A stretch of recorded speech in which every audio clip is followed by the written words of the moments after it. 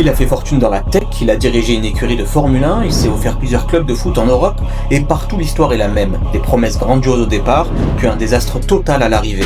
Lille, Mouscron, Boavista, Bordeaux, tous ont connu le même scénario. Derrière lui, il ne reste que des dettes, des salaires impayés, et parfois même des clubs rayés de la carte du football professionnel. Pour beaucoup de supporters, il est aujourd'hui le plus grand escroc du football.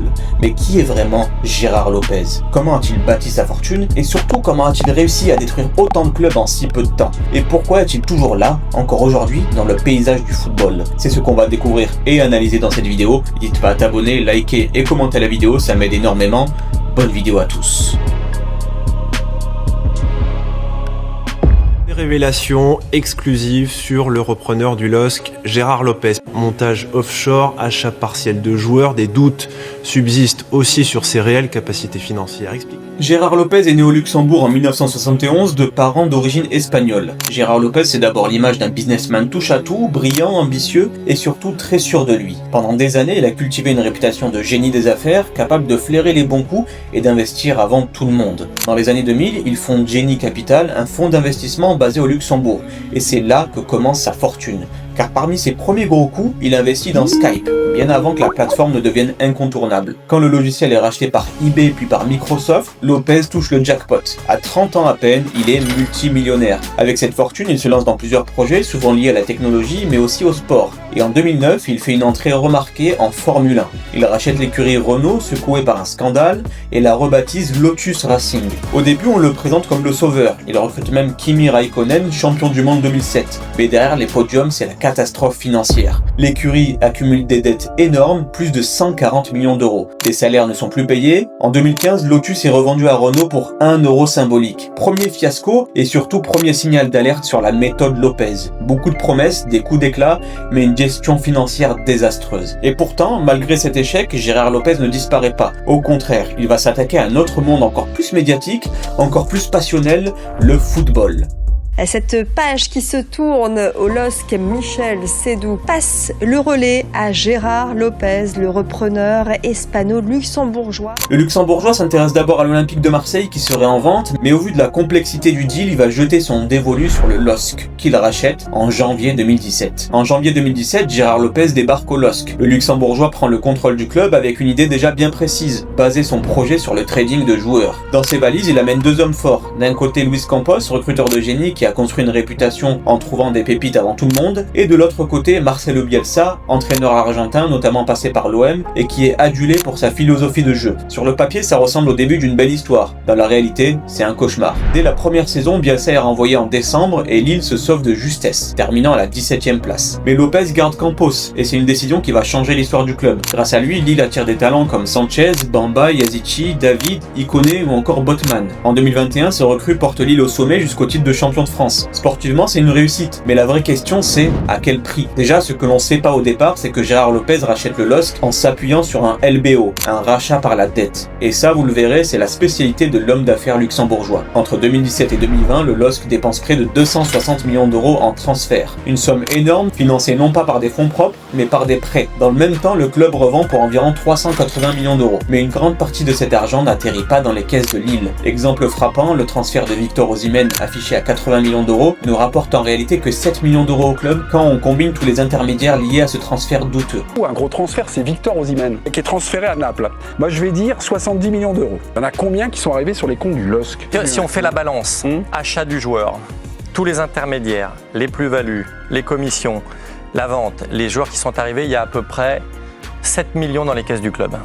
Déjà menacé de relégation par la DNCG en 2018, Lille n'a survécu que grâce à un prêt massif de 140 millions d'euros du fonds Elliott. En coulisses, la dette explose, la crise des droits TV et du Covid fragilise encore plus le modèle, et malgré les bons résultats sportifs, Gérard Lopez est incapable de rembourser ses emprunts. Fatigué de devoir combler les trous, le fonds Elliott finit par le virer en 2020. Il laisse derrière lui un club endetté à hauteur de 225 millions d'euros, obligé de changer de propriétaire pour ne pas sombrer. Sportivement, Lille a gagné un titre, mais financièrement, Lopez a mis le club en péril. Pour beaucoup beaucoup de supporters, il reste l'homme qui a failli tuer le LOSC et le faire couler. Quelques mois avant de quitter Lille, Gérard Lopez a aussi mis la main sur le Royal Excel Mouscron en Belgique. Son idée est simple, en faire un club satellite du LOSC, une sorte de laboratoire où envoyer des jeunes joueurs pour se développer. Il promet un financement annuel, un projet ambitieux et des liens étroits entre les deux clubs. Mais quand il est poussé dehors du LOSC, tout s'effondre. Mouscron se retrouve brutalement privé de soutien, relégué en 2e division en 2021, le club vit une saison cauchemardesque. À l'automne, les joueurs ne sont même plus payés et se mettent en grève. Les fournisseurs ne sont plus payés également et le club a des dettes énormes. La situation devient intenable, le 31 mai 2022, la faillite est déclarée. Mouscron, club centenaire, disparaît du football professionnel. En 2 ans, Gérard Lopez a littéralement rayé ce club de la carte. Encore une fois, des promesses, des ambitions, puis l'abandon et la ruine. En parallèle, Gérard Lopez s'offre aussi Boavista, club historique de Porto en octobre 2020.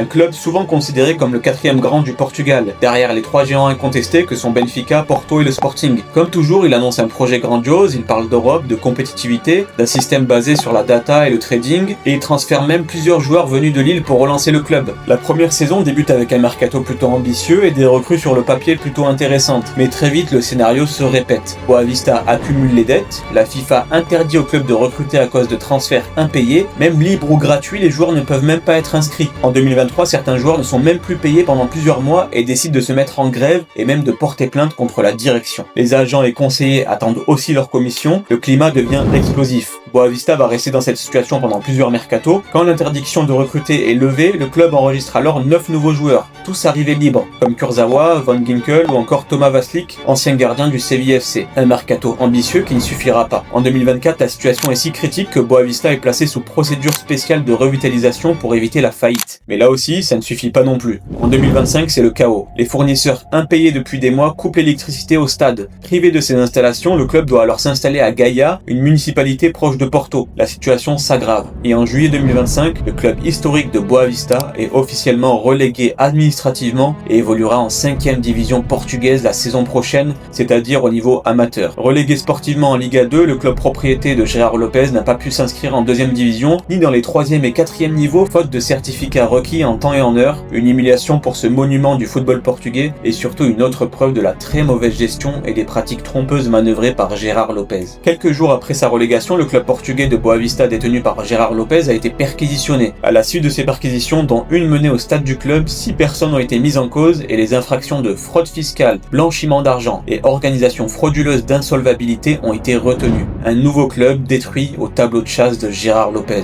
Et enfin le cas le plus dramatique, les Girondins de Bordeaux. Le club est sauvé, ce sont les mots de Gérard Lopez, futur repreneur des Girondins. Lopez n'est pas un inconnu du football français. Aujourd'hui, Lopez rachète Bordeaux, des restrictions qui n'empêchent pas le futur propriétaire de déclarer qu'une nouvelle page de l'histoire du club s'ouvre maintenant. En 2021, Gérard Lopez arrive présenté comme le sauveur après le retrait du fonds King Street. Le club est déjà en difficulté, mais Lopez promet un projet ambitieux, un retour rapide au premier plan et une stabilité retrouvée. La réalité est tout autre. Sportivement, Bordeaux vit l'une de ses pires saisons de son histoire. En 2022, le club termine dernier de Ligue 1 avec la défense la plus faible du championnat. Il est relégué en Ligue 2, mais le pire reste à venir. Financièrement, Bordeaux s'enfonce encore plus. Mediapart nous révèle que Gérard Lopez a signé une convention permettant à l'une de ses sociétés de percevoir 3,3 millions d'euros, soit 7% du chiffre d'affaires du club dès sa première année. Pendant que les caisses se vident, lui, Gérard Lopez, continue de se rémunérer. En 2024, le couperet tombe. Bordeaux est relégué en National 2, le 4e niveau du football français.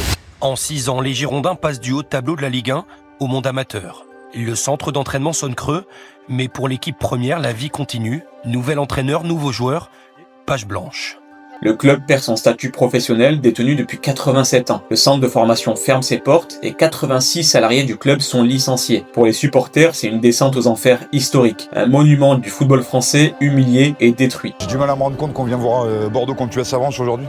Il y a 3 ans, on jouait à l'OM et à Paris et ailleurs, donc très très difficile, mais on est toujours là. Et au-delà de ça, le plus grave dans tout ça, c'est les dettes abyssales de Bordeaux aujourd'hui. Dans le détail, Bordeaux doit notamment 20 millions d'euros à la métropole concernant le loyer du stade Matmut Atlantique. Le club doit toujours aussi 9,5 millions d'euros en indemnité de transfert et il ne compte payer que 10% de ce montant. Mais ça ne devrait pas du tout plaire à la FIFA. Enfin, les Girondins de Bordeaux doivent toujours 9 millions d'euros à l'État, impôts, TVA, URSSAF, qu'ils devront payer à 100%, tout comme les 6,4 millions d'euros dus aux AGS, assurances de garantie des salaires, qui ont notamment servi à payer les indemnités de rupture des salariés licenciés. Gérard Lopez a déjà avancé 10 millions d'euros pour une partie des dettes comme demandé par le tribunal de commerce, mais ces chiffres dingues pour un club de D4 confirment que Bordeaux est dans une situation chaotique autant sportivement que financièrement. Et ça, c'est depuis que cet homme Gérard Lopez a pointé le bout de son nez à Bordeaux. Et là, vous vous posez sûrement une question. Avec tout ce qu'on sait de lui, comment on arrive encore à lui laisser les clés d'un club de foot? Bah tout simplement parce que Gérard Lopez a une capacité de conviction grâce à laquelle il a séduit pas mal de patrons et de banquiers d'affaires. Certaines personnes qui l'ont connu de près ont dit de lui: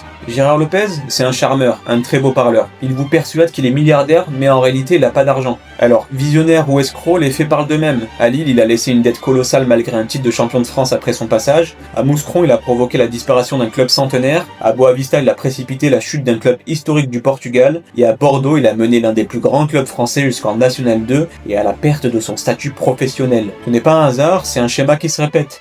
Arriver en sauveur, promettre monts et merveilles, mettre en place des montages financiers opaques, accumuler des dettes, puis partir en laissant derrière lui un champ de ruines. Et la justice s'en est mêlée. En 2024, Gérard Lopez a été condamné en France à 10 mois de prison avec sursis et 45 000 € d'amende pour complicité d'exercice illégal d'agent sportif. Au Luxembourg, il est aussi inculpé pour faux et usage de faux dans une affaire de transfert financier douteux. Alors oui, pour beaucoup, Gérard Lopez n'est pas seulement un dirigeant controversé, il est le plus grand escroc du football. Avec sa casquette de baseball, ses t-shirts qu'il préfère au costume, Gérard Lopez inspire la sympathie. C'est d'ailleurs sa force. Il sait charmer, emballer et convaincre. Mais quand on creuse, ce ne sont que d'énormes soucis qu'il laisse à la fin. Mais vous, qu'en pensez-vous? Dites-le moi en commentaire. Et comme d'habitude, si vous avez d'autres idées de vidéos, je suis preneur. C'était Top Foot. Pensez à vous abonner, liker, partager la vidéo et la commenter, ça m'aide énormément. Et nous, on se retrouve très vite pour une nouvelle vidéo. Ciao les amis.